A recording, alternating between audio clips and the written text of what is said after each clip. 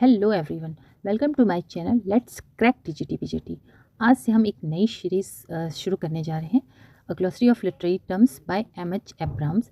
बहुत सारे स्टूडेंट को ये बुक थोड़ी डिफ़िकल्ट लगती है क्योंकि इसमें लिटरेरी टर्म्स बहुत डीप और बहुत हार्ड लैंग्वेज में है, जो कि कई स्टूडेंट को समझ में नहीं आती है।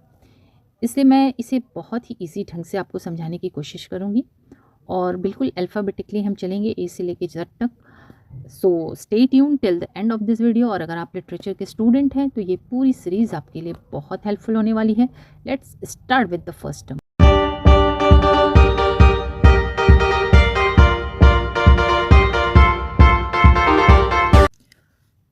हेलो स्टूडेंट्स, आज हम एक बहुत ही इंटरेस्टिंग टॉपिक पढ़ने जा रहे हैं, लिटरेचर ऑफ द एब्सर्ड।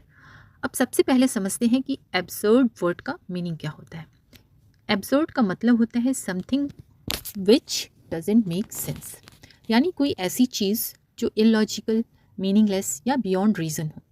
अब लिटरेचर में जब हम एब्सर्ड की बात करते हैं तो इसका मतलब होता है ऐसी स्टोरीज़ या प्लेस जहाँ लाइफ का पर्पस या लॉजिक दिखाई नहीं देता। कैरेक्टर्स अक्सर कंफ्यूज्ड, होपलेस और डिसकनेक्टेड फ्रॉम रियलिटी होते हैं। ये आइडिया हमें बताता है कि ह्यूमन लाइफ हमेशा एक मिस्ट्री की तरह है। हम मीनिंग ढूंढते रहते हैं लेकिन हमें कोई क्लियर आंसर नहीं मिलता। तो literature of the absurd basically यही दिखाता है कि लाइफ में कोई फिक्स्ड मीनिंग नहीं है और यही ह्यूमन कंडीशन की सबसे बड़ी ट्रुथ है।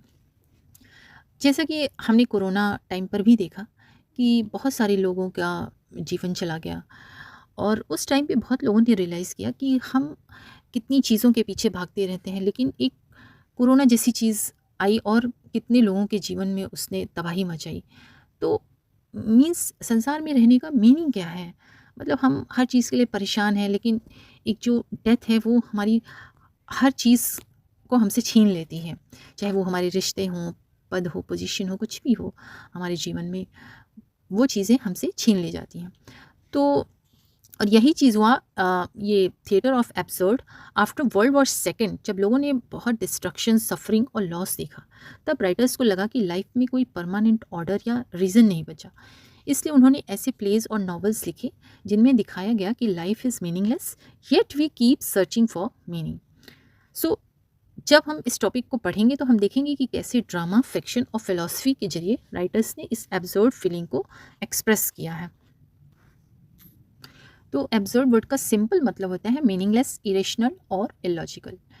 इस लिटरेचर का मेन आइडिया है कि human life has no clear meaning और पर्पस, यानी हमारी ज़िंदगी में कोई फिक्स ऑर्डर, लॉजिक या अल्टीमेट ट्रुथ नहीं है। इस कॉन्सेप्ट को ड्रामा और प्रोज फिक्शन में शो किया गया है, जहाँ कैरेक्टर्स कन्फ्यूज्ड, होपलेस और पर्पसलेस नजर आते हैं। So literature of the absurd basically explores the meaninglessness of human existence. तो चलते हैं, बढ़ते हैं अपने नेक्स्ट स्लाइड पे। Now let's understand its origin and development. यह कॉन्सेप्ट सबसे पहले 1896 में दिखा था Alfred Jarry's play Ubu Roi, Ubu the king में। इस प्ले में एब्सर्डिटी को स्टेज पर ड्रामेटिक तरीके से दिखाया गया था। बाद में यह आइडिया एक्सप्रेशनिज्म और श्योरलिज्म मूवमेंट से जुड़ा। इन मूवमेंट्स ने रियलिटी को डिस्टॉर्टेड, ड्रीम लाइक, इरेशनल तरीके से शो किया। इसलिए कहा गया कि एब्सर्ड लिटरेचर हमें रियल लाइफ की इरेशनल नेचर दिखाता है, यानी ह्यूमन बीइंग्स एक ऐसी वर्ल्ड में रहते हैं जो इंटेलिजिबल या लॉजिकल नहीं है। Development and philosophy. अब देखते हैं इसका philosophical development. After world war 1939 to 45 लोगों ने लाइफ में मीनिंग और बिलीफ को खो दिया। वॉर की डिस्ट्रक्शन ने ये दिखा दिया कि ह्यूमन वैल्यूज़ और रीज़न पर भरोसा करना बेकार है। यहीं से एब्सर्ड लिटरेचर की पॉपुलैरिटी बढ़ी। इस मूवमेंट को सपोर्ट किया एक्सिस्टेंशियल फिलोसफर्स ने, जैसे जीन पॉल सार्ट्रे और एल्बर्ट कैमस। इनके अनुसार मैन एक आइसोलेटेड बीइंग है जो एक मीनिंगलेस यूनिवर्स में पर्पस खोजने की कोशिश करता है, लेकिन उसे कुछ नहीं मिलता। कैमस ने अपनी famous book the myth of Sisyphus में कहा था, in a universe deprived of meaning and light man feels like a stranger. यानी मैन और उसके लाइफ के बीच का जो डिसकनेक्ट या डाइवोर्स है, वही एब्सर्डिटी की रियल फीलिंग को क्रिएट करता है। सो स्टूडेंट्स, एब्सर्ड लिटरेचर हमें सिखाता है कि जब लाइफ का कोई क्लियर मीनिंग नहीं होता, तब आर्ट और लिटरेचर भी उस मीनिंगलेसनेस को रिफ्लेक्ट करते हैं। तो चलते हैं अब अपने नेक्स्ट स्लाइड पर। Eugene Ionesco and the theatre of the absurd. Student, अब हम बात करेंगे यूजीन इयोनेस्को की, जो थिएटर ऑफ द एब्सर्ड के सबसे प्रोमिनेंट ड्रामेटिस्ट में से एक थे। उन्होंने ऐसे प्लेस लिखे जिनमें दिखाया गया कि मैन अब लॉस्ट है, वो अपनी आइडेंटिटी और मीनिंग दोनों खो चुका है। उनके प्लेस जैसे द बार्ड, सोपरानो और द लेसन में कैरेक्टर्स मीनिंगलेस कन्वर्सेशन करते हैं जहां communication itself becomes impossible. Ionesco का मानना था man is cut off from his roots, his life become senseless and absurd, यानी हर एक्शन और रिएक्शन में कोई लॉजिक नहीं होता, और यही एब्सर्ड थिएटर का एसेंस है, दिखाना कि life itself has no rational meaning. तो चलते हैं अब अपने next discussion. Samuel Beckett and his works. अब सबसे इम्पॉर्टेंट राइटर की बात करते हैं, सैमुअल बैकेट की। बैकेट एक आयरिश राइटर थे, लेकिन उन्होंने ज़्यादातर राइटिंग पेरिस में की और कई वर्क्स फ्रेंच में भी लिखे। उनके प्लेस में लाइफ की इरेशनलिटी, होपलेसनेस और मीनिंगलेसनेस को दिखाया गया है। उनका सबसे फेमस प्ले है वेटिंग फॉर गॉडॉट, 1954 में लिखी गई थी, जिसमें दो कैरेक्टर्स एक अननोन पर्सन गॉडॉट का इंतज़ार करते रहते हैं जो कभी नहीं आता।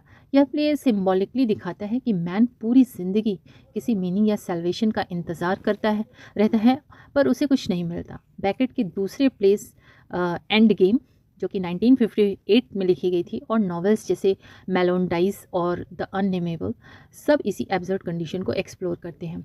उनके कैरेक्टर्स अक्सर एंटी हीरोज़ होते हैं जो पर्पसलेस लाइफ जीते हैं और कम्युनिकेशन या अंडरस्टैंडिंग की कोशिश में ही फंसे रहते हैं।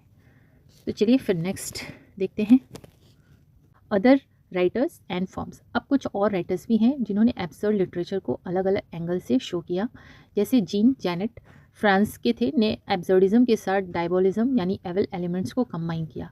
हैरोल्ड पिंटर इंग्लैंड के राइटर थे, और एडवर्ड एल्बी जो अमेरिका के राइटर थे, ने भी अर्ली एब्सर्ड प्लेस लिखे। टॉम स्टॉपर्ड के प्लेस जैसे रोसेनक्रेंट्स एंड गिल्डस्टर्न आर डेड और ट्रेवेस्टीज़ में एब्सर्ड सिचुएशन को कॉमिक टोन में दिखाया गया। कुछ राइटर्स ने एब्सर्ड आइडियाज़ को ब्लैक कॉमेडी या ट्रैजिक फार्स के थ्रू एक्सप्रेस किया, जहाँ ट्रैजिक सिचुएशन फ़नी लगती है और फ़नी थिंग्स ट्रैजिक महसूस होती हैं। एग्जांपल जैसे जोसेफ हेलर्स कैच 22, जो कि 1961 में लिखी गई थी, थॉमस पिंचॉन्स फिफ्थ और John Irving's the world's according to Garp. इन सब का मेन फोकस यही रहा कि लाइफ कॉन्ट्राडिक्टरी है, हंसी और दुख दोनों साथ साथ चलते हैं, और यही है एब्सर्ड कंडीशन ऑफ मैन।